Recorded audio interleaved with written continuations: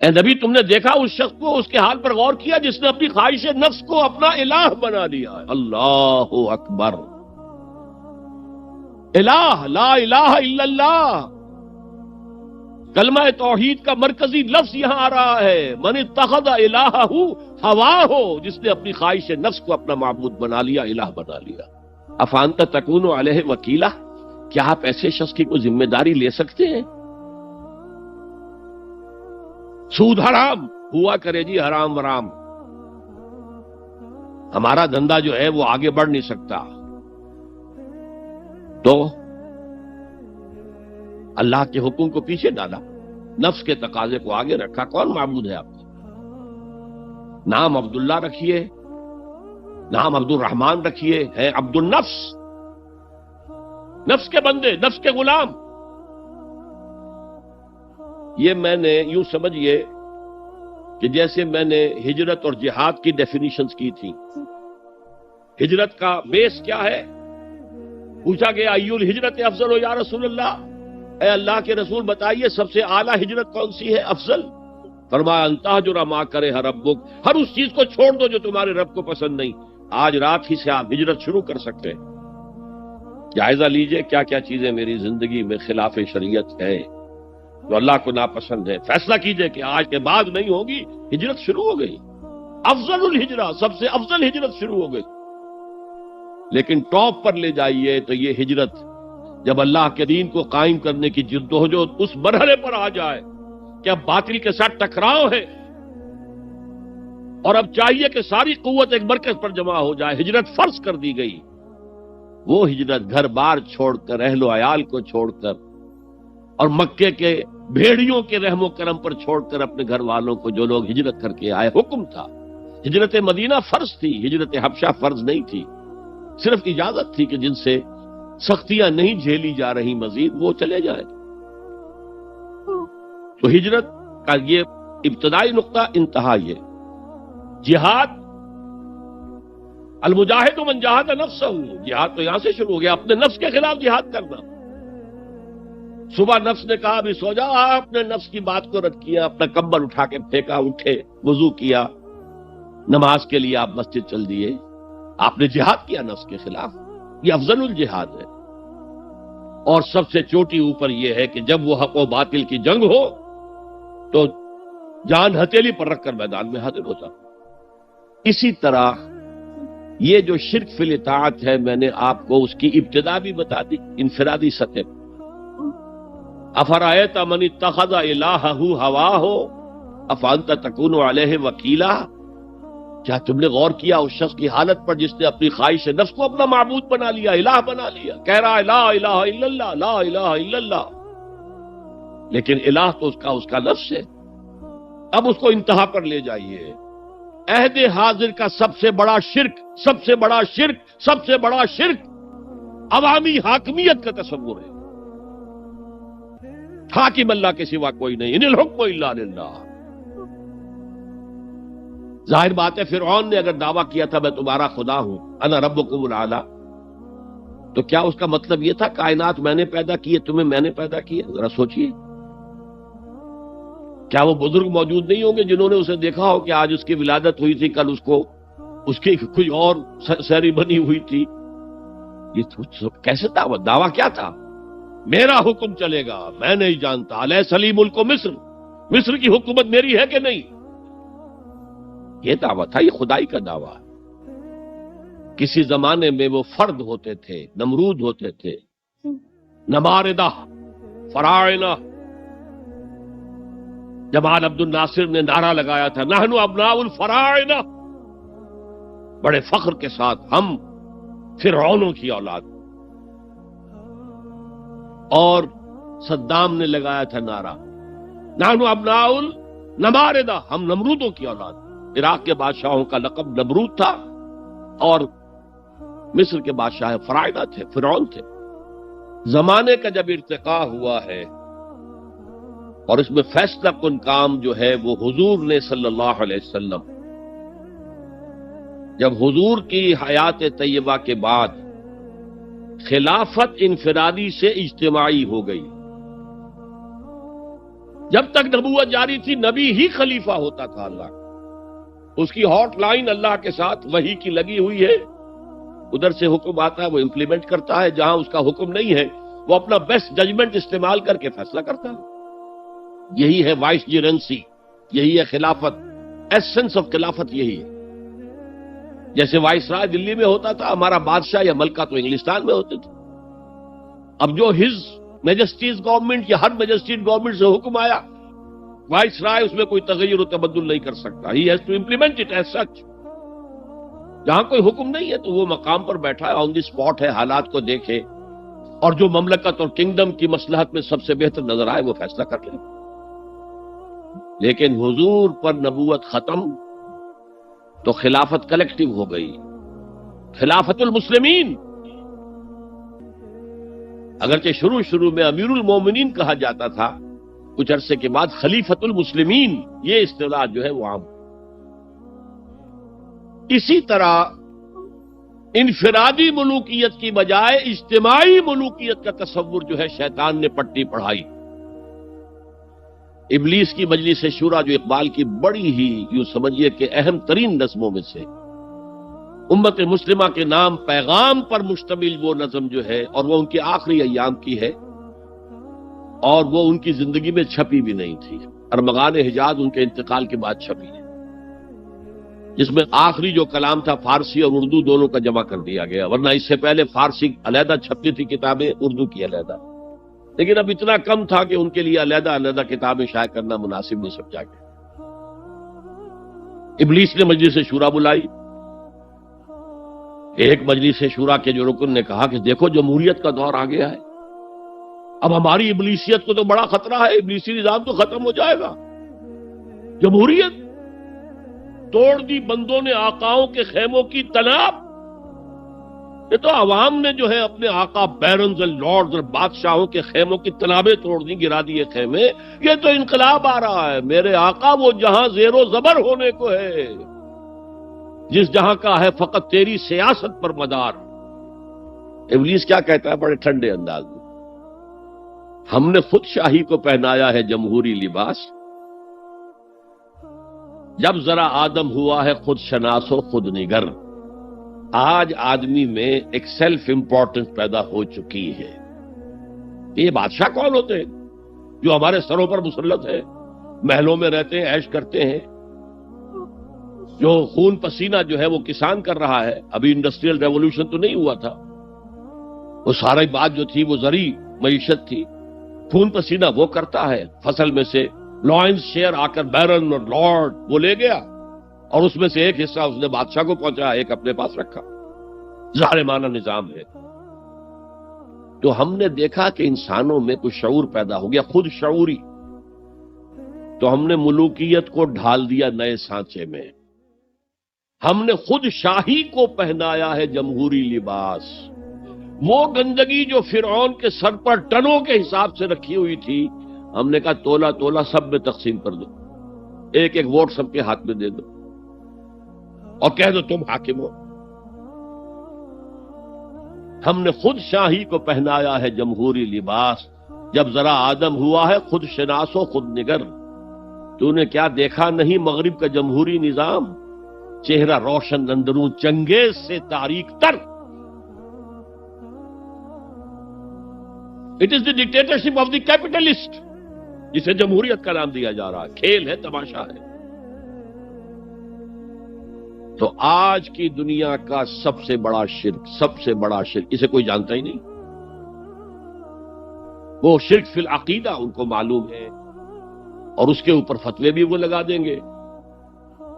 کوئی قبر کے سامنے کھڑے ہو کر کوئی دعا کر رہا ہے، کسی کو رکوع کر لیا، کسی نے سجدہ کر لیا، تو خیر ٹھیک ہے، وہ تو ایک شرک جلی ہو رہا ہے، وہ تو معلوم ہے، اس کی نفی ہو رہی ہے۔ لیکن یہ وہ تھے شرک جو پہلے تھے، آج کا شرک بالکل اور ہے۔ آج کا شرک دو میں گنوا دیتا ہوں آپ کو، ایک ہے عوامی حاکمیت کا تصور، ایک ہے مادہ پرستی کا تصور۔ مادے پر سارا توکل اور اعتماد ہے، اللہ پر کہاں توکل رہا، کہاں اعتماد رہا۔ میٹیریلزم یہ ایک مذہب ہے، یہ ایک فلسفہ ہے۔ بہرحال اطاعت کے ضمن میں شرک فی الاطاعت کیا ہے؟ انفرادی سطح پر نفس پرستی، نفس کو اپنا معبود بنا لینا، اجتماعی سطح پر عوام کی حاکمیت، بدترین شرک۔ اب آئیے محبت، شرک فی المحبت کیا ہے؟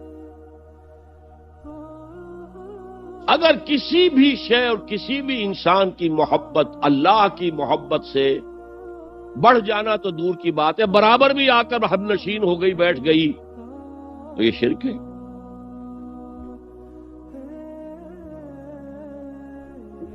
والذین آمنوا اشد حبا للہ، جب تک اشد محبت آپ میں اللہ کی نہیں ہوگی، اگر کوئی اور شے محبوب ہے تو من الناس من یتخذ من دون اللہ اندادا یحبونہم کحب اللہ، لوگوں میں سے ایسے بھی ہیں جنہوں نے اللہ کو چھوڑ کر کسی اور چیزوں کو مد مقابل بنا لیا ہے، ان سے وہ محبت کرتے ہیں جو اللہ سے کرنی چاہیے تھی۔ توحید کا تقاضا ہے لا محبوب الا اللہ، لا مطلوب الا اللہ، لا مقصود الا اللہ۔ مقصود و مطلوب اور محبوب حقیقی اللہ کے سوا کوئی۔ اور وہ آیت میں آپ کو سنا چکا ہوں، سورہ توبہ کی آیت نمبر 24، انتہائی لرزا دینے والی آیت۔ قل ان کان آباؤکم وابناؤکم واخوانکم وازواجکم وعشیرتکم واموال اقترفتموها وتجارۃ تخشون کسادها ومساکن ترضونها احب الیکم من اللہ ورسولہ وجہاد فی سبیلہ فتربصوا حتی یاتی اللہ بامرہ واللہ لا یہدی القوم الفاسقین۔ اے نبی، ان کے کان کھول دیجئے، اچھی طرح سنا دیجئے کہ اے لوگو، اے ایمان کے دعوے دارو، اگر تمہیں اپنے باپ، اپنے بیٹے، اپنے بھائی، اپنی بیویاں یا بیویوں کے لیے شوہر، اور اپنے رشتہ دار، اور اپنے وہ مال جو بڑی محنت سے کما کر کھتے بھرے ہوئے ہیں، اور اپنی وہ تجارت جس کی کساد بازاری کا تمہیں اندیشہ رہتا ہے مندہ نہ ہو جائے، اور اپنے وہ محل، اپنی حویلیاں جو تم نے تعمیر کی ہیں اور بہت تمہیں محبوب ہیں، انہیں خوب فرنش کیا ہے، اگر یہ 8 چیزیں محبوب تر ہیں اللہ سے اور اللہ کے رسول سے اور اللہ کی راہ میں جہاد سے، تو جاؤ دفع ہو جاؤ، وہاں بیٹھ کر انتظار کرو یہاں تک کہ اللہ اپنا فیصلہ سنا دے، اور اللہ ایسے فاسقوں کو کبھی ہدایت نہیں دیتا۔ 8 چیزیں۔ اقبال نے بہت خوب کہا ہے، یہ مال و دولت دنیا، یہ رشتہ و پیوند، 5 قریب ترین رشتے آ گئے، باپ، بیٹا، بھائی، زوجین اور رشتہ دار۔ رشتہ و پیوند یہ جوڑنے والا ہے۔ اور مال و دولت دنیا کی 3 شکلیں آ گئیں۔ دولت جو آپ اپنی بیلنس شیٹ کو دیکھ دیکھ کر آپ اس پہ خوش ہوتے، اب ہمارے ایسٹس کی یہ قیمت ہو گئی ہے اب، اور وہ مکانات جو آپ نے بنائے ہیں بڑے محبوب ہیں، اور ایسے بنائے ہیں، قرآن مجید میں آتا ہے لعلکم تخلدون، ایسے بنا رہے ہیں تمہیں ہمیشہ رہنا ان مکانوں کے اندر، اور وہ کاروبار جن میں تمہیں اندیشہ رہتا ہے کہ کہیں کساد نہ ہو جائے، کوئی ڈپریشن نہ آ جائے۔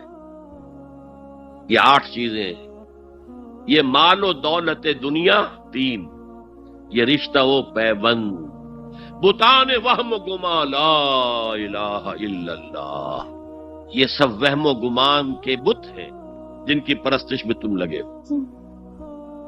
ان سب کی پرستش چھوڑو تو لا الہ الا اللہ کا حق ادا ہو۔ اب اس اصول کو بھی اپلائی کرنا شروع کیجئے۔ آئیے انڈیویجول لیول پر، دولت کی محبت۔ اگر آپ کو دولت کی محبت آمادہ کرتی ہے کہ اللہ کے حدود کو پامال کریں، حرام ذرائع استعمال کریں، دولت آنی چاہیے، حلال سے ہو، حرام سے ہو، جائز سے ہو، ناجائز سے ہو، بائی ہوک اور بائی کروک دولت آنی چاہیے، تو آپ کی محبوب حقیقی کون ہوئی؟ دولت۔ یہ دولت آپ کی معبود ہے۔ کون بڑے سے بڑا موحد اس شرک کا احساس رکھا؟ اور حضور نے اس قدر کلیئر فرمایا ہے، تعس عبد الدینار و عبد الدرہم، ہلاک ہو گیا یا ہلاک ہو جائے یہ کلام خبریہ ہے یا یہ بددعا ہے؟ تعیس عبد الدینار و عبد الدرہم، درہم و دینار کا بندہ ہلاک ہو جائے۔ نام عبد الرحمن ہے، حقیقت میں عبد الدینار ہے، عبد الدرہم۔ درہم و دینار آنے چاہیے، جائز سے یا ناجائز سے، حلال سے یا حرام سے، صحیح سے یا غلط سے، بھائی حق اور بھائی ہو تو معبود کون ہوا؟ ہمارے ہندو بھائیوں نے کیا کیا؟ لکشمی دیوی دولت کی دیوی ہے، اس کی پوجا کرتے کس لیے؟ مطلوب کیا ہے؟ دولت۔ اس کی پوجا وہ خوش ہو جائے تو دولت ملے گی۔ ہم نے کہا ہٹاؤ جی اس دیوی کو بیچ میں سے، ہم براہ راست ہی پوج لیں گے، بس یہی تو فرق کیا ہے نا۔ عبد الدینار و عبد الدرہم، یہ ہے انفرادی سطح پر۔ شرک فی المحبت، جو روح عبادت ہے، جو عبادت کی جان ہے، محبت، غایت الحب ما غایت الذل والخضوع، اور ٹاپ پر لے آئیے۔ آج کی دنیا اجتماعیت کے میدان میں اگرچہ اب زمانہ بدل رہا ہے، لیکن تقریباً 1 صدی سے نیشن سٹیٹس، وطن کی بنیاد پر قومیت، وطن محبوب ترین شے، جو شے میرے وطن کے لیے صحیح ہے وہ میں کروں گا، چاہے وہ غلط ہو، وہ حرام ہو، اللہ کے قانون کے خلاف ہو، لیکن میرے وطن کے لیے ہوگا۔ وطن زندہ باد، یہ وطن پرستی۔ اس وطن پرستی کے مذہب کی ایک نماز بھی ہے، ترانہ ہو رہا ہے تو کھڑے ہو جاؤ، قنوت، کھڑے ہو جانا عبادت کا حصہ ہے۔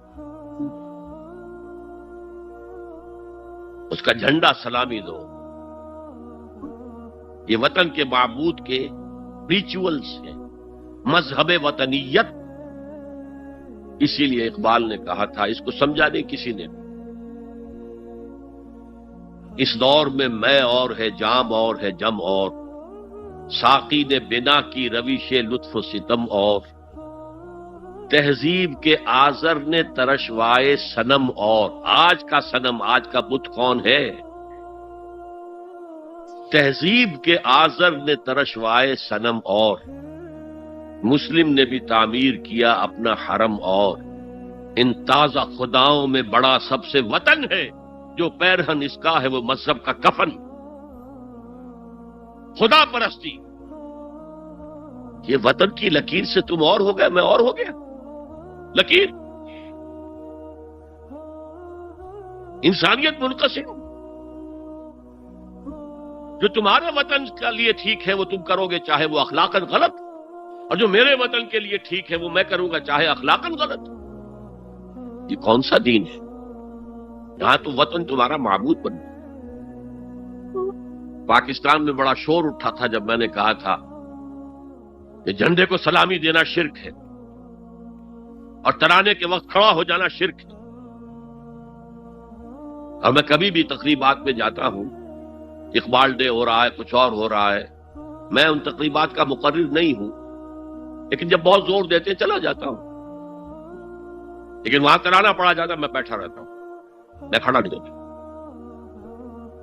اور اس پر چیمے گوئیاں ہوتی ہیں اخبارات کے اندر، لیکن میرے نزدیک یہ وطن کی نماز پڑھ رہے ہو تمہارا یہ قنوت اور وطن کا ترانہ، اس میں حمد ہو رہی ہے وطن کی، یہ کیا ہے؟ آج کے دور کا بدترین شرک، شرک فی المحبت۔ آگے چلیے، شرک فی الدعا،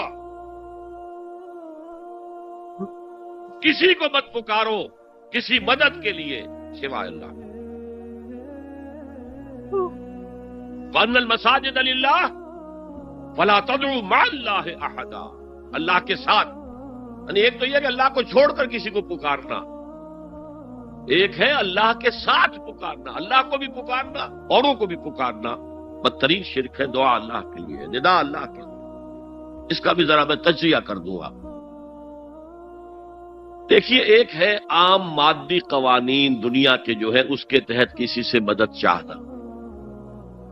بھائی ذرا مجھے پانی پلا دینا، یہ بھی آپ نے مدد چاہی ہے نا. حضور کے بارے میں تو آیا ہے کہ آپ اتنے خوددار تھے صلی اللہ علیہ وسلم کہ اگر سواری پر ہوتے تھے اور آپ کا کوڑا نیچے گر جاتا تھا تو کسی سے یہ نہیں کہتے تھے کہ یہ کوڑا مجھے اٹھا کے دے دو، بلکہ خود سواری سے اتر کر کوڑا اٹھاتے تھے. تو یہ جو قانون مادی ہے اس کے تحت مدد مانگنا کوئی بری بات نہیں ہے، کوئی غلط بات نہیں. ماورائی اعتبار سے، غیبی اعتبار سے کسی سے مدد مانگنا کسے باشد کوئی ہو، شرک فی الدعا. ان المساجد للہ فلا تدعوا مع اللہ احدا. ایک ہے استعارتن اقبال کہتا ہے ہمالا اے فصیل کشور ہندوستان. تو یہ خطاب بالکل ایک استعارہ سا ہے. اسی معنی میں مولانا حالی نے اپنی مسدس کے اختتام پر جو مناجات لکھی ہے، اے خاصہ خاصان رسول وقت دعا ہے، امت میں تیری آ کے عجب وقت پڑا ہے. وہ دی جو بڑی شان سے نکلا تھا وطن سے، پردیس میں وہ آج غریب الغربا ہے. تو اس معنی میں اس لفظ استعمال ہو جائے تو اس پر بہت زیادہ الرجک بھی نہیں ہونا چاہیے. لیکن غیبی طور پر کسی کے بارے میں یہ عقیدہ رکھ کر کہ وہ میری مشکل کشائی کر سکتا ہے، حاجت روائی کر سکتا ہے، میری مدد کر سکتا ہے، یہ شرک ہے. اور اس کے شرک ہونے میں کوئی شک نہیں. ان المساجد للہ فلا تدعوا مع اللہ احد. آپ دیکھیے ہمارے یہ فرشتے یہاں بیٹھے ہیں نا، ہم کہہ سکتے ہیں ذرا بھائی میرا یہ کام کر دینا؟ نہیں کہہ سکتے. جبرائیل کو پکار سکتے ہیں، اے جبرائیل ذرا میرا یہ کام کر دینا؟ نہیں. وہ عالم غیب کی شے ہے. کسی ولی اللہ کی روح کو پکار کر کہنا کہ میری یہ مشکل دور کر دے، نہیں. اللہ سے کہیں، اللہ کو پکارے، اللہ جس کے ذریعے سے چاہے آپ کی ضرورت پوری کر دے. اس ضمن میں کہوں گا کہ شاہ ولی اللہ دہلوی نے ایک بات کہی ہے، اگرچہ مجھے اس کی کوئی دلیل اپنے طور پر انڈیپینڈنٹلی کتاب و سنت میں نہیں ملی ہے، لیکن شاہ صاحب کا ایک مقام مرتبہ ہے جو میری نگاہ میں بہت بلند ہے. میرے نزدیک دو عظیم شخصیتیں عالم اسلام کی، امام ابن تیمیہ اور امام غزالی کو جمع کریں تو شاہ ولی اللہ بنتے ہیں. اتنی عظیم شخصیت. انہوں نے یہ لکھا ہے کہ جو اللہ کے برگزیدہ بندے ہوتے ہیں، اولیاء اللہ، اللہ تعالیٰ ان کی ارواح کو ان کے فوت ہونے کے بعد ملائکہ کے طبقہ اسفل میں شامل کر دیتے ہیں، اور وہ بھی جس طرح وہ ملائکہ اللہ کے احکام کی زمین میں تنفیذ کر رہے ہیں وہ بھی اسی کام میں لگ جاتے ہیں. میں نے عرض کیا کہ میرے پاس انڈیپینڈنٹلی کوئی دلیل نہیں ہے اس کے حق میں، لیکن شاہ صاحب کا فرمانا خود میرے لیے ایک درجے میں دلیل ہے. لیکن یہاں ایک تو یہ نوٹ کرنے کا، ملائکہ کا طبقہ اسفل، ملائکہ کا سب سے نچلا طبقہ، اور اللہ کے حکم کی تنفیذ کرتے تو فرشتے کر رہے ہیں، وہ بھی ہوں. ہمیں سے کیا غرض ہے؟ ہم نہ فرشتے کو پکار سکتے ہیں اور نہ کسی ولی اللہ کو پکار سکتے. پکارو اللہ کو. قال ربکم ادعونی استجب لکم ان الذین یستکبرون عن عبادتی سیدخلون جہنم داخرین. تمہارا رب کہتا ہے مجھے پکارو، مجھ سے مانگو، میں تمہیں دوں گا، تمہاری دعا سنوں گا، قبول کروں گا. اور جو بربنائے تکبر مجھ سے نہیں مانگتے وہ جہنم میں داخل ہوں گے، ذلیل و خوار ہوں گے. حضور نے ایک بات، مجھے متن یاد نہیں ہے، بہت پیاری فرمائی. دیکھو انسانوں سے تم مانگتے ہو کچھ تو ایک دفعہ تو اس کے ماتھے پر، تیوری پر بل پڑ ہی جاتا ہے، یہ کیوں میں نے سامنے ہاتھ سوال کیا، کیوں مجھ سے مانگ رہا ہے، چلیے بعد میں کچھ وہ دے ہی دے. کتنا ناگوار گزرتا ہے. ارے اس سے مانگو جو کہتا ہے کہ مجھ سے مانگو اور میں دوں گا. وہ نہ مانگنے پہ ناراض ہے، اس سے نہیں مانگتے. رات کے آخری ساعتوں میں، یا جسے آپ کہتے ہیں the small hours of the morning، حدیث میں آتا اللہ نزول اجلال فرماتے، جس کو ہم نہیں جانتے کیسے نزول ہوتا ہے، ذات باری تعالیٰ اور اس کے متعلقات کے بارے میں جو بات آ گئی قرآن میں حدیث میں وہ ہم مانتے ہیں، کیسا یہ ہم نہیں جانتے، اس کا ہاتھ ہے کیسا ہے ہم نہیں جانتے، اس کا چہرہ ہے کیسا ہے ہم نہیں جانتے، اس کی ساق ہے، اس کی پنڈلی ہے کیسی ہم نہیں جانتے، وہ سنتا ہے کیسے سنتا ہے ہم نہیں جانتے، کیا اس کے کان ہیں، کیا اسے بھی ساؤنڈ ویوز کی ضرورت ہے سننے کے لیے، وہ دیکھتا ہے کیسے دیکھتا ہے ہم نہیں جانتے، وہ اترتا ہے کیسے اترتا ہے ہم نہیں جانتے، جو قرآن میں آ گیا حدیث میں آ گیا مان لیجئے بس، باقی یہ متشابہات میں سے ہے، اس کی کھود کرید میں پڑو گے تو فتنے میں مبتلا ہو جاؤ، ابتغاء الفتنۃ وابتغاء تاویلہ۔ لہذا حدیث میں آتا ہے کہ رات کی آخری ساعتوں میں اللہ سمائے دنیا تک نزول فرماتے ہیں، اور پھر ندا لگتی ہے حل من سائل فاعطیہ، ہے کوئی سوال کرنے والا مانگنے والا کہ میں اسے دوں، حل من مستغفر فاغفر لہ، ہے کوئی گناہوں کی معافی چاہنے والا کہ میں اسے معاف کر دوں، ہم انٹا غفیل سو رہے، ہم تو مائل بکرم ہیں، کوئی سائل ہی نہیں، راہ دکھلائیں کسے، رہنم منزل ہی نہیں، راہ کسے دکھا، اللہ کے راستے پر چلنے کا فیصلہ کرو، اللہ کی راہ میں جہاد کا فیصلہ کرو، پھر اللہ راستہ کھولے گا، والذین جاہدوا فینا لنہدینہم سبلنا، وہ لوگ کہ جو ہمارے راستے میں جہاد کریں، محنت کریں، مشقتیں کریں، ہم لازماً ان پر اپنے راستے کھولتے چلے جائیں۔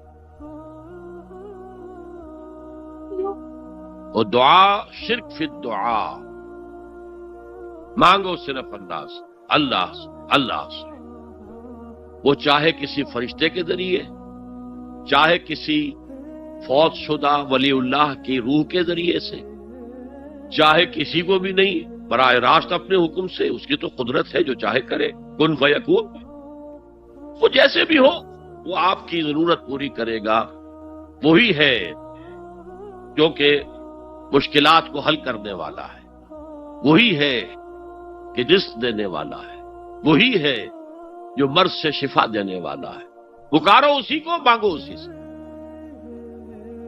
اب آئیے، کچھ مراسم عبودیت ہوتے ہیں، مراسم رسم کہتے ہیں کسی چیز کی ظاہری شکل کو، رہ گئی رسم ازاں روح بلالی نہ رہی، فلسفہ رہ گیا تلقین غزالی نہ رہی، یہ قرآن کا بھی ہم اسے رسم الخط کہتے ہیں، رسم الخط، اور یہ حضرت عثمان کے زمانے میں فائنل ہوا ہے کہ یہ اس طریقے سے لکھا جائے۔ تو عبدیت کے اظہار کے لیے کچھ رسومات ہیں، جس میں سے ایک پر گفتگو ہو چکی، قنوت، والقانتین والقانتات، یہ جو ہے اللہ کے حضور میں چاہے ہاتھ باندھے چاہے ہاتھ کھلے، لیکن ذرا جھک کر گردن میں خم کر کے کھڑے ہونا، یہ نماز کے اندر جو قنوت ہے یہ قنوت ہے، یہ بھی اپنی عاجزی کا اظہار ہے، عجز اور تذلل۔ وہ جو ابن قیم کی میں نے ڈیفینیشن آپ کو بتائی، العبادت تجمع اصلین، غایت الحب وغایت الذل والخضوع، حد درجے میں اللہ کے سامنے پچھ جانا، جھک جانا، گر جانا، رکوع، سجدہ اللہ کے سوا کسی کے لیے نہیں۔ اور اس معاملے میں دین محمدی جو اپنی تکمیل کو پہنچ گیا، الیوم اکملت لکم دینکم واتممت علیکم نعمتی ورضیت لکم الاسلام دینا، حضور کی بعثت سے قبل سجدہ تعظیمی جائز تھا، کسی شخص کی تعظیم کے لیے، اس کی عزت کے لیے اس کے سامنے سجدہ کرنا جائز تھا۔ حضرت یوسف کے سامنے ان کے والدین اور 11 بھائی سجدے میں گر گئے، بچپن میں خواب دیکھا تھا اور 40-50 سال بعد اس کی تعبیر بالفعل ایک اس واقعے کے طور پر سامنے آ گئی، سجدہ کرنا۔ جھکنا، سجدہ کرنا، یہ جائز تھا سجدہ تعظیم۔ حضور پر شریعت مکمل، توحید مکمل، اب ہر نوع کا سجدہ حرام مطلق ہے سوائے اللہ کے کسی کو۔ ہمارے مسلمانوں نے بھی اپنے دور ملوکیت میں سجدہ تعظیمی شروع کرا، عدالت کے اندر بادشاہ کے دربار میں جا رہے تو سجدہ، سر جھکا کر رکوع کی حالت میں۔ یا آپ کے پڑوس میں جو حیدرآباد کی ریاست تھی، سلام کیسے کرتے تھے، کتنے جھکتے تھے، اور پھر وہ جھک کر وہ سلام ہو رہے۔ یہ مشرکانہ فعل ہے، مغلیہ دربار میں بھی تھا۔ شیخ احمد سرہندی رحمت اللہ علیہ نے کہا غلط ہے، حرام ہے، جائز نہیں۔ دربار میں شکایت پہنچ گئی، آخر مخبری کرنے والے بھی تھے، حاسد بھی تھے، وَمِن شَرِّ حَاسِدٍ إِذَا حَسَدَ۔ طلبی ہو گئی، بلایا گیا دربار میں حاضری، اور ایسا اہتمام کیا گیا کہ جب حضرت مجدد آگے آئیں بادشاہ تک جانے کے لیے تو درمیان میں ایک دیوار سی حائل کر کے اس میں کھڑکی کھول دی کہ اس میں سے جھک کر گزریں گے نا تو رکوع کسی درجے میں تو ہو جائے گا۔ رکوع بھی سجدے ہی کی ایک شکل ہے، سجدے کا ہاف کہہ لیجئے، لیکن یہ کہ جب آیات سجدہ آتی ہیں قرآن مجید میں، وہ عام نمازوں میں دیکھتا ہوں کہ وہ آیات سجدہ والی آیات پڑھی نہیں جاتی، حالانکہ ان کی ایک خاص کیفیت ہے۔ تراویح میں تو پڑھی جاتی ہے، لیکن پہلے بتا دیتے ہیں کہ یہ دوسری رکعت میں یا پہلی رکعت میں سجدہ آ رہا ہے تو لوگ تیار ہوتے ہیں۔ رکوع بھی اگر فوراً ہو جائے آیت سجدہ کے بعد تو اس سے بھی اس سجدے کا حق ادا ہو جاتا۔ بہرحال حضرت شیخ مجدد رحمت اللہ علیہ دربار میں آئے تو اس کھڑکی میں سے پہلے پاؤں گزارے، پھر اپنا سر نکالا، پھر جیل میں ڈال دیا گیا، کوئی پرواہ نہیں۔ حاضر ہوا میں شیخ مجدد کی لحد پر، وہ خاک کے ہے زیر فلک مطلع انوار، گردن نہ جھکی جس کی جہانگیر کے آگے، جس کے نفس گرم سے ہے گرمی احرار، وہ ہند میں سرمایہ ملت کا نگہباں، اللہ نے بر وقت کیا جس کو خبردار۔ دین الہی، دین محمدی کے خاتمے کا اعلان تھا۔ اب بڑے بڑے مولویوں نے یہ اکبر کو سبق پڑھایا تھا، بڑے مولوی، درباری مولوی، انہوں نے سبق پڑھایا تھا۔ اللہ کا ایک دن 1000 برس کا ہوتا ہے، اور اللہ کا ہر معاملہ 1000 سال تک ہوتا ہے۔ اب 1000 سال ہو گئے محمد کی رسالت کو، ان کی رسالت کا دور ختم صلی اللہ علیہ وسلم۔ اب دوسرا 1000 سال، اسی لیے الف ثانی کہتے ہیں نا، الف ہزار کو کہتے ہیں الف ثانی۔ یہ دوسرا 1000واں سال جو شروع ہو گیا ہے، اس میں ایک نئے دین کی ضرورت ہے، وہ دین اکبری ہے، دین الہی ہے۔ اور دین الہی کیا تھا؟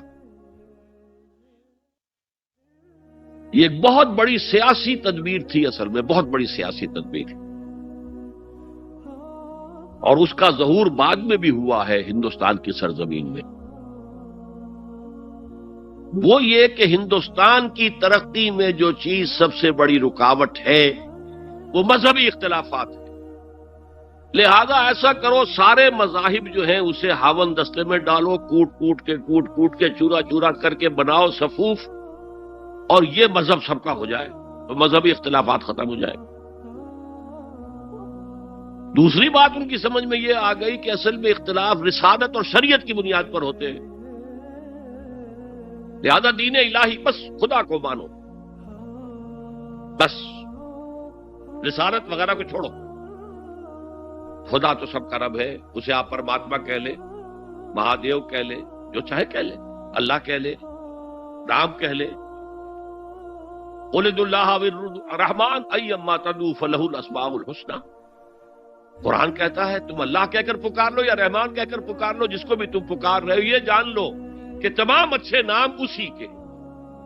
یہ فلسفہ تھا بہت گہرا، وہ جاہل تھا، ان پڑھ تھا، لیکن بہت بڑا سیاستدان تھا اکبر، اس میں کوئی شک نہیں۔ لیکن یہ کہ اگر ایک حکومت، اور جو سب سے بڑا مغل اعظم جس کو کہتے ہیں، اس کے زمانے میں مسلمانان ہند جو ہیں سیاسی اعتبار سے اپنے عروج پر تھے، لیکن دینی اعتبار سے پاتال کا معاملہ آ گیا تھا. دین محمدی ختم. 1000 سال کا ایک دن ہے اور وہ ختم ہو چکا. اللہ نے اٹھایا مجدد الفسانی رحمت اللہ علیہ اور ان کی درویشانہ مساعی کے ذریعے سے. اب دیکھیے اس زمانے میں تصوف کے ذریعے سے سب سے بڑا شرک آ رہا تھا. وحدت الوجود کی ایسی تعبیرات ہو رہی تھی جو ہماؤست بن گئی تھی. ہماؤست اور وحدت الوجود کے درمیان تو زمین آسمان کا فرق ہے. ہماؤست میں کائنات حقیقی ہے، خدا اس میں حل ہو چکا ہے، اس کے اندر ظاہر ہو گیا. اور وحدت الوجود میں وجود حقیقی صرف اللہ کا، اس کائنات کا وجود کوئی ہے ہی نہیں حقیقت میں. لیکن یہ ختم ہو رہا تھا. اس پہلو سے مجدد الفسانی کے مجدد اعظم کو اللہ نے کھڑا کیا. شیخ احمد حضرت عمر کی اولاد سے تھے، فاروقی تھے. شاہ ولی اللہ بھی فاروقی تھے. رگے فاروقیم کہتے ہیں شیخ احمد صلی میری فاروقی رگ پھڑکتی ہے اس پر. اس کے نتیجے میں وہ دین الہی کا خاتمہ ہوا. بعد میں ہمارے ہاں یہ آیا ہے ہندوستان میں برہمو سماج، برہمو سماج. اور گاندھی جی بھی اسی فلسفے کے قائل تھے، وحدت ادیان کے. اور یہ سیاسی اعتبار سے بہت اونچی ذہنی سطح کی غمازی کرنے والی بات ہے کہ ہندوستان کے اندر کے یہ مذہبی اختلافات کو اگر ہم کسی طرح کھرل کر کے ختم کر دیں، ہاوندستہ میں ڈال کے کر دیں، تو پھر یہ کہ یہاں ترقی ہی ترقی. بہرحال سجدہ گردن نہ جھکی جس کی جہانگیر کے آگے، جس کے نفس گرم سے ہے گرمی احرار. وہ ہند میں سرمایہ ملت کا نگہباں، اللہ نے بر وقت کیا جس کو خبردار. تو ہم نے شرک فی العبادت میں پہلے بات کی شرک فی الاطاعت. انفرادی سطح پر نفس معبود، اجتماعی سطح پر عوام کی حاکمیت. بدترین شرک اس دور کا، عظیم ترین شرک. اتنے بڑے پیمانے کا شرک کبھی نہیں ہوا دنیا میں. اس کے بعد شرک فی المحبت، مال کی محبت، تعس عبد الدینار و عبد الدرہم. وطن کی محبت یا کسی اور شے کی محبت، اگر وہ اللہ کی محبت کے برابر بھی آ جائے، بڑھ جائے تو اور بھی بڑی بات کہنی پڑے گی. لیکن ہمارے پاس شرک سے اوپر کی اصطلاح کوئی نہیں. پھر شرک دعا، اللہ کے سوا کسی اور سے حاجت روائی کے لیے، مشکل کشائی کے لیے پکارنا کسی. پھر شرک فی المراسم العبودیہ، قنوت ہے، رکوع ہے، سجود ہے. یہ ذل والخضوع کی، کسی کے سامنے جھک جانے کی ایک علامت ہے، سمبل. اب آخری ہے اس میں اخلاص. اور اخلاص کی ضد کیا ہے؟ ریاکاری. کوئی عبادت اگر دکھاوے کے لیے کی جائے وہ شرک. یہ شرک خفی کہلاتا ہے. مال کی محبت کا شرک بھی شرک خفی ہے. نفس کی اطاعت کا شرک بھی شرک خفی ہے. اور یہ سب سے خفی شرک ہے. حضور نے فرمایا صلی اللہ علیہ وسلم، من صلی یرائی فقد اشرکا ومن صام یرائی فقد اشرکا ومن تصدق یرائی فقد اشرکا.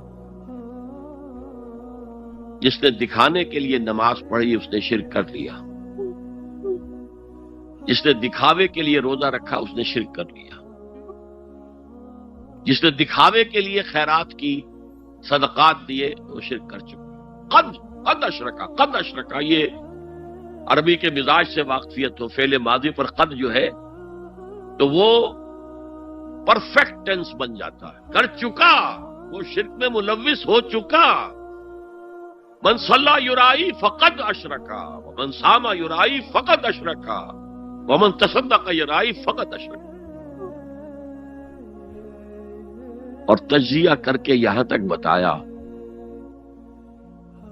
کہ اگر کوئی شخص نماز پڑھ رہا ہو اور جب وہ یہ دیکھے کہ کوئی اسے دیکھ رہا ہے تو اپنے سجدے کو طویل کر دے تو یہ شرک ہے۔ فرض کیجئے 5 سیکنڈ کا سجدہ وہ کر رہا تھا، اب اس نے 7 سیکنڈ کا کیا ہے، یہ 2 سیکنڈ کس کے لیے ہے؟ اس ایک سجدے کے 2 مسجود ہو گئے، تو 5 سیکنڈ کا سجدہ تو اللہ کے لیے، 2 اس کے لیے شرک ہو گئے۔ ایک اور بات فرمائی صلی اللہ علیہ وسلم، شرک خفی کو پہچاننا اور دیکھنا اتنا ہی مشکل ہے جتنا کہ کسی سیاہ شب میں، تاریک رات میں، کسی سیاہ پتھر پر چلنے والی سیاہ چیونٹی کو دیکھنا مشکل۔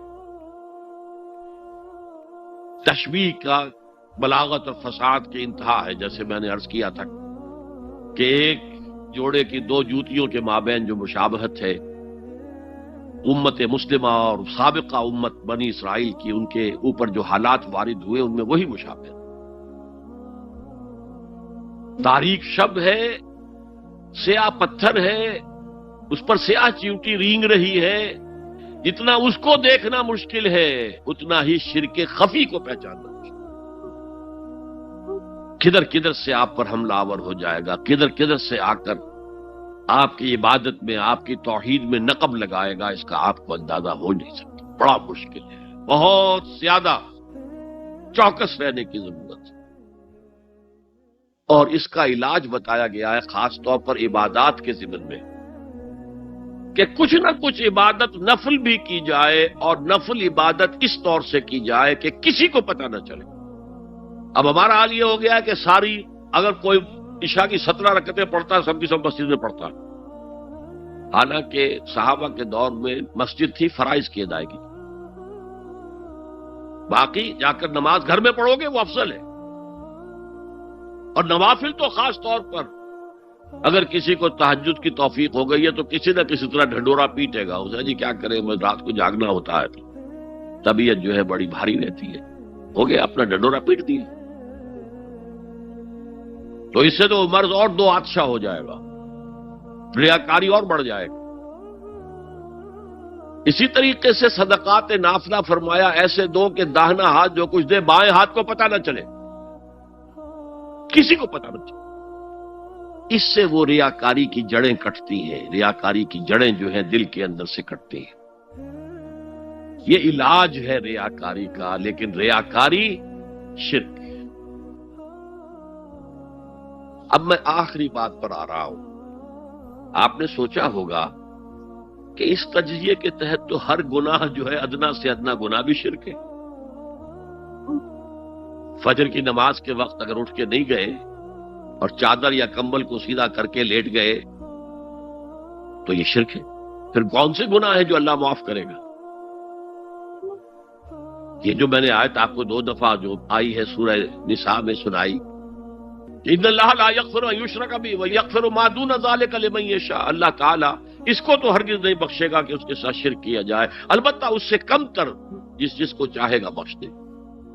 تو جان لیجئے یہ جو باریک تجزیہ میں نے کر کے بتایا ہے یہ اپنی جگہ 100% درست ہے، لیکن ان میں جو یہ چیزیں ہیں، کوئی کوتاہی ہو گئی، کوئی گناہ ہو گیا، کوئی شریعت کی مخالفت ہو گئی، نفس کے کسی اس وقت کے دباؤ میں آ کر یہ گناہ شمار ہوں گے اگر یہ آپ کی طبیعت ثانیہ نہ بن جائے۔ اگر یہ آپ کی سیکنڈ نیچر بن گئے تو ایک گناہ بھی ساری تباہی لانے کے لیے کافی ہے۔ اگر آپ نے ڈیرے ڈال دیے، غلطی ہو گئی، معافی مانگو، توبہ کرو، استغفار کرو، اللہ صاف کر دے گا۔ نہیں کرو گے تو پھر ایک گناہ پر بھی دوام اگر ہو گیا اور اس گناہ نے ایک نے بھی تمہارا احاطہ کر لیا تو وہ جہنم میں خلود کی وعید قرآن میں آئی ہے۔ بلا من کسب سیئۃ وَأَحَاطَتْ بِهِ خَطِیَّتُهُ فَأُولَٰئِکَ أَصْحَابُ النَّارِ هُمْ فِیہا خَالِدُونَ۔ جو نہیں جس نے کوئی ایک بھی بڑا گناہ، چھوٹا نہیں، یہ چھوٹے چھوٹے گناہ جو ہوتے رہتے ہیں، گناہ کبیرہ، لمم جن کو کہا گیا ہے، اس کی اللہ تعالیٰ کے ہاں پکڑ نہیں ہے، بلکہ وضو کرتے ہیں تو ہاتھوں کے اس طرح کے گناہ وہ دھل جاتے ہیں، آنکھوں کے گناہ دھل جاتے ہیں۔ گناہ کبیرہ اگر ایک بھی کریا اور مستقل کیا اور اس پر ڈیرے ڈال دیے اور وہ آپ کا احاطہ کر لے، آج کے دور میں سود کا نظام، سودی کاروبار، وہ تو آپ کا احاطہ کر گیا، آپ کے پورے وجود کا احاطہ کر گیا۔ بلا من کسب، اور کسبہ کہتے ہیں جان بوجھ کر کرنا۔ ایک ہے خطا سے ہو گیا، غلطی سے ہو گیا، وقتی طور پر کوئی تحریک ایسی ہو گئی، غلط ماحول میں بیٹھے ہوئے تھے، اس کے زیر اثر کوئی آپ سے بھی غلط حرکت سرزد ہو گئی، کبھی نفس کا جوش کچھ ایسا ہوا کہ آپ مغلوب ہو گئے، ٹھیک ہے، اسینشلی وہ شرک ہے، لیکن یہ شرک گناہ کے درجے میں شمار ہوگا اگر آپ توبہ کر لیتے ہیں، رجوع کرتے ہیں، استغفار کرتے ہیں، اللہ بخشنے والا۔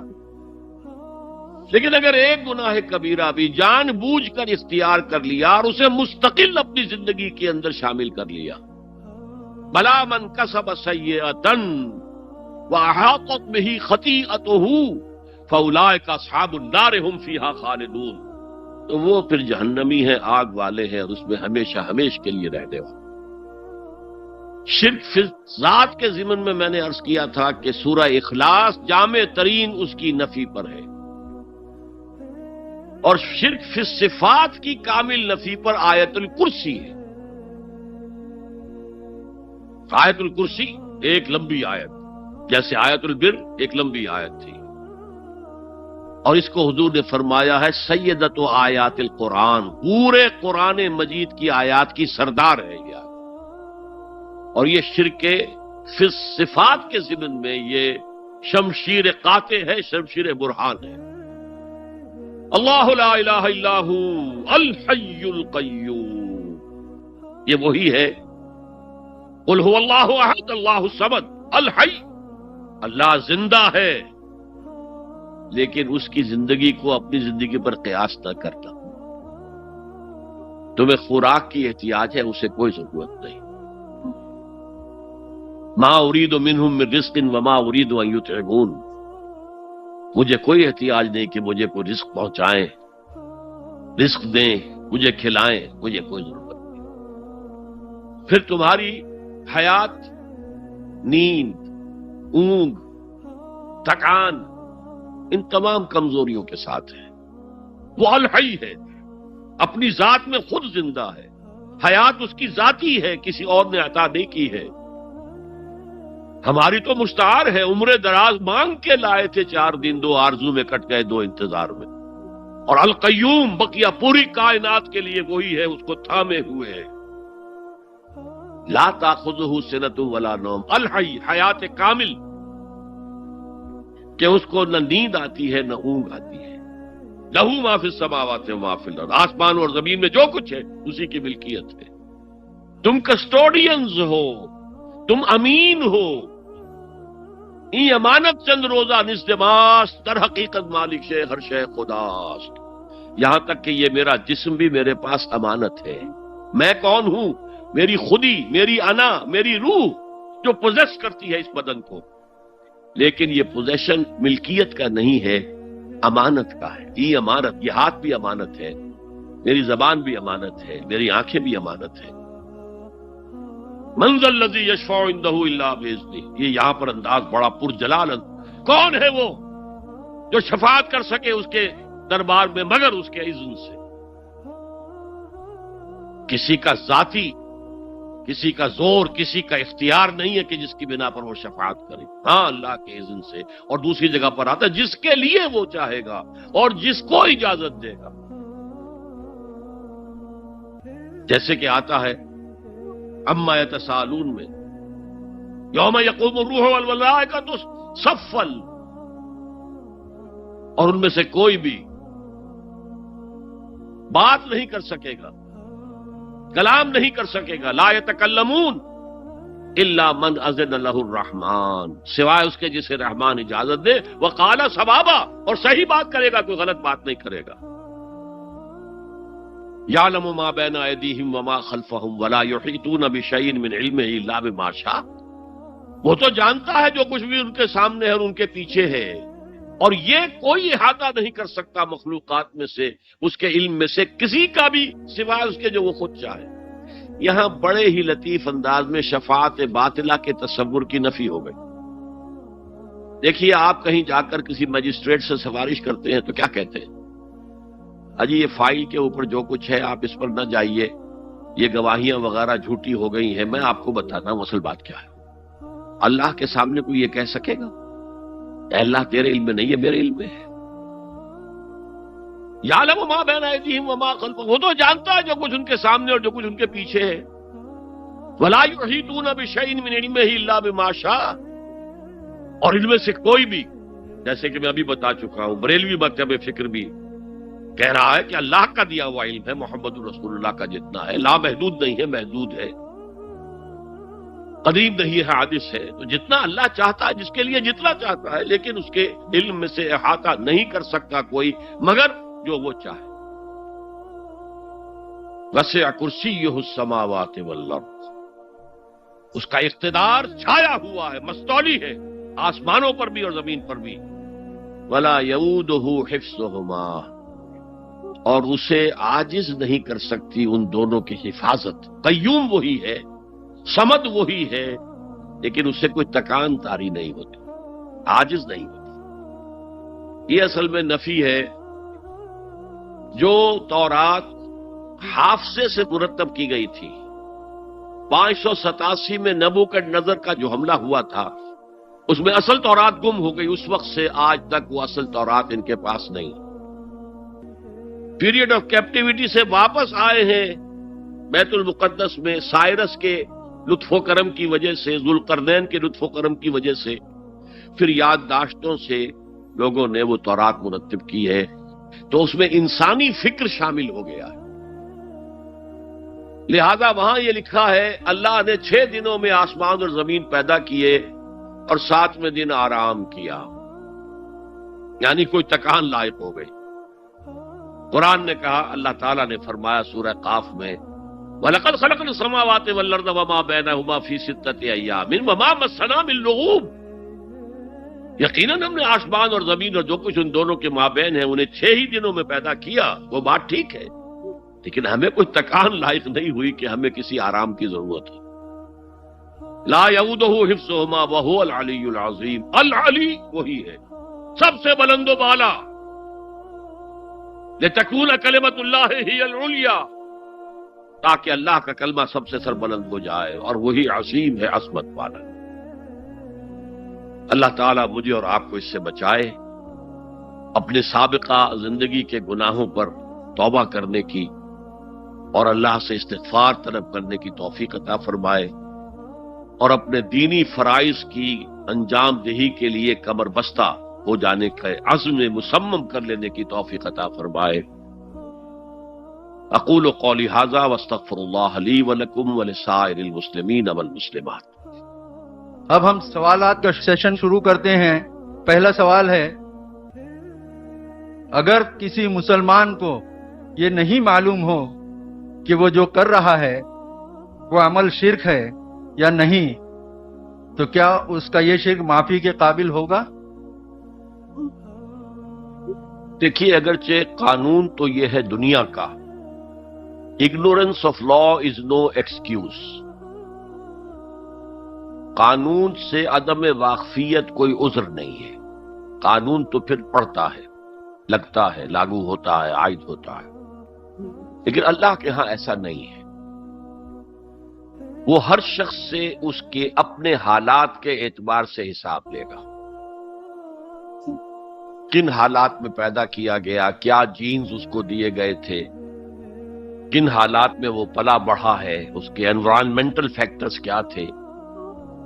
پھر یہ کہ جن لوگوں کی ذمہ داری تھی کہ اسے دین کا پیغام پہنچائے، انہوں نے کوتاہی کی، اور اگر اس کی وجہ سے یہ لا علم رہا اور اس نے بات کو نہیں سمجھا، تو میں سمجھتا ہوں اللہ تعالیٰ نرمی فرمائیں گے. باقی یہ کہ بخشش یا سزا دینا یہ اللہ کا اختیار مطلق ہے، ہم کچھ نہیں کہہ سکتے. اللہ تعالیٰ ابو جہل کو بخش دے، ہم اعتراض نہیں کر سکتے، اس کی مخلوق ہے جو چاہے کرے. اللہ تعالیٰ کسی نیک سے نیک آدمی کو جہنم میں ڈال دے، وہ کر سکتا ہے،